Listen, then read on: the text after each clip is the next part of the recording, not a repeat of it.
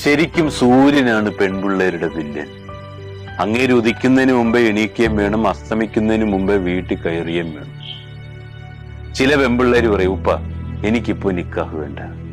മോളെ, നിക്കാഹ് കഴിഞ്ഞാലും പഠിക്കാമല്ലോ. ഞാൻ പഠിച്ച് ജോലിയൊക്കെ മേടിച്ചോട്ടെ ഉപ്പ, എന്നിട്ട് മതിയെന്നേ നിക്കാഹ്. അതൊക്കെ കല്യാണത്തിന് ശേഷം ആകാമല്ലോ മോളെ. ജനിച്ച വീട്ടിൽ എനിക്ക് കിട്ടാത്ത സ്വാതന്ത്ര്യം കെട്ടിച്ചു പോണ വീട്ടിൽ കിട്ടുമെന്ന് എന്തുറപ്പാ ഉള്ളതുപ്പ?